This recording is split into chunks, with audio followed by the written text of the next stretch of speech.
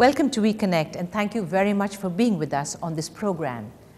There's been an event happening in our city, appropriately called Municipalika, because it deals with city infrastructure and sustained urban development. There's a large team from the UK present at this event, and two of those team members are our guests here on WeConnect today. Mike Nithavrianakis is the British Deputy High Commissioner for the south of the country. And we have also with him Phil Marker. Now Phil is the Councillor for Climate Change at the UK Department of International Development. Thank you to both of you for actually joining me on the program. May I start with you and ask this abiding interest that the UK has in India and now in city development, urban development, improving infrastructure. Where does it actually, how far does it go back? It goes back a number of years because with the speed that India has changed and the transformation in its economy, the UK, as you know, is a high-cost economy, and India is a country that is growing very fast, where we want to develop a wider, deeper relationship, and urban infrastructure, sustainable development, low-carbon pathways are huge priorities for the UK. Right. Phil, tell me, do you think that we're moving too fast and can actually are finding it difficult to sort of keep pace with this, you know, the speed with which we are developing and growing? Well, I think India faces some fantastic and exciting challenges as a result of the growth. And from my area of interest, which is energy, clearly finding good, safe energy to grow fast is a real challenge. And it's a challenge that the UK shares with India. And certainly it's in all of our interest to make the shift towards using less energy and using lower carbon energy. So yes, there certainly are challenges, but I think India has great creativity and potential and lots of exciting work underway to meet those challenges. Right. Now, of course, both of you have been working with not just the central government, but with our state governments on this whole issue that we're talking about here. I'd like to ask you first, Phil, about your experiences. Say, perhaps, let me start with the centre. What's it been like? We've had a lot of cooperation over a long time with the government of India. So, for example, we're working with the government of India to share experience that the UK has had on carbon trading, which is in India is trading energy efficiency. So the government setting up its Perform, Achieve and Trade scheme. And we're sharing the experience that the UK's had and helping India learn from some of the things we did well and some of the mistakes we've made also. So, and we're also working with the Ministry of New and Renewable Energy on things like extending solar power to people away from the grid that otherwise have no real source of modern energy. Right. Now, you, of course, are based here in Chennai, and so therefore you must be interacting with our state government of a fair deal. Now, I was just wondering, how receptive is the government, not necessarily the state government, but any government within our Indian infrastructure about this whole issue? I mean, are they willing to learn? Do you see a willingness to go forward? I think the advantage of being based in Chennai is that Tamil Nadu is probably the most urbanised state in India, with 45 to 50% of the population living in towns and cities.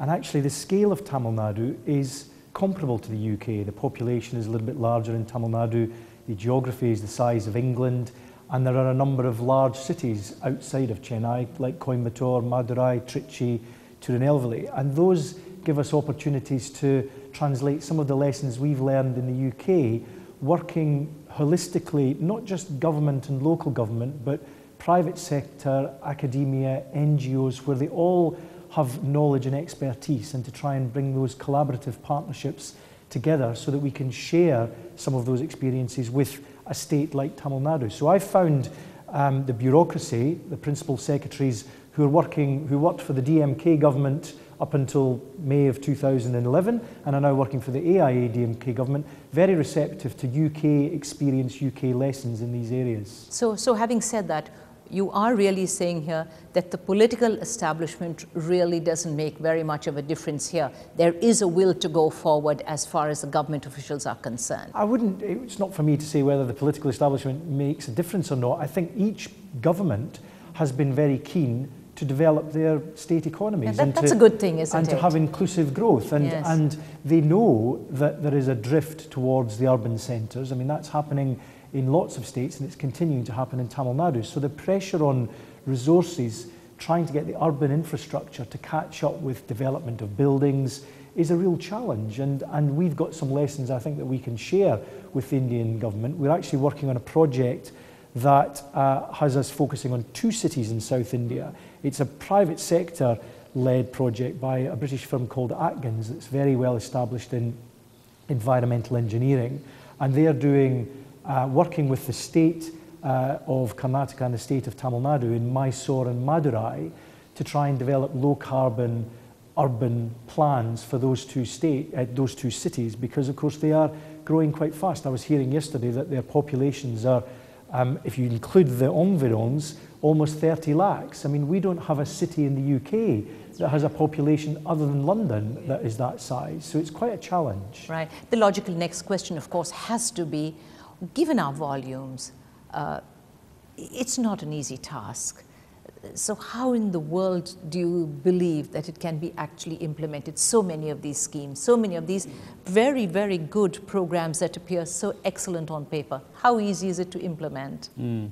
Well, I mean, clearly anything that we can achieve is going to be at a smaller scale. So really what we're trying to do is work with government and the private sector and others in India to showcase what can be done, and using the best of Indian expertise and the best of British expertise. And then the wonderful thing, I mean, you mentioned how we work with state governments, is state governments look and they learn from each other. So if something does work well in one place, and it clearly benefits the economy of that state and is good for the people, then other states learn from that. So we do find that things that we can help implement will get rolled out in other places. Right. You, of course, have been based here in Chennai for quite a while now. When you look around you and when you meet with various people, do you think that we as Indians are really as environment conscious as we should be? I think it's easy to look at the surface and think, well, I see rubbish on the streets, I see litter, and think, gosh, you know, do Indians care about this? But of course there are enormous challenges in this country in terms of access to clean water and sanitation, which make it, you know, very, very difficult. I think there is a role to educate and sensitise people, and I think that is something that's happening at the level of the younger generation in India, which is a very good thing. But what I do find that gives me real optimism here is that because of the volumes involved, Indians have developed technologies and ideas that are adaptable for their own country.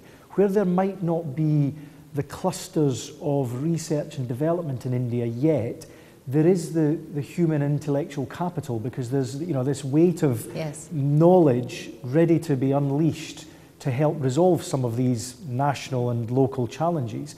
And I think where the UK has a role is that we're a system where we collaborate quite well, because we're small enough to be able to do that. We're not an enormous country spread geographically over, you know, hundreds of thousands of miles. Yes, true. We can actually bring together experts and come up with strategies and action plans that are easier to deliver.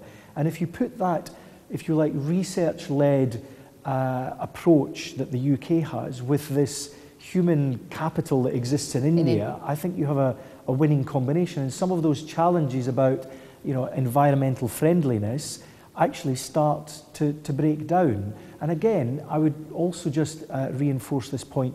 The UK is a high-cost, more developed economy. I mean, we are tackling some quite deep-seated economic and financial issues, and we're trying to get our economy to return to growth.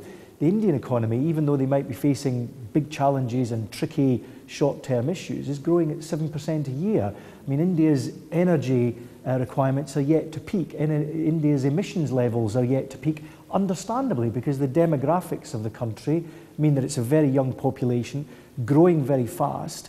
And so if we can help with some of those low-carbon suggestions and ideas while India's infrastructure is transforming itself, it hasn't yet been built in many areas, then so much the better. We're not coming at it 3 or 4 decades down the line. Right. So Mike and Phil, I'm going to ask you to hang on for just a very short while. We'll take a very short break here on WeConnect, and then we're going to get right back here with you. So please don't go anywhere.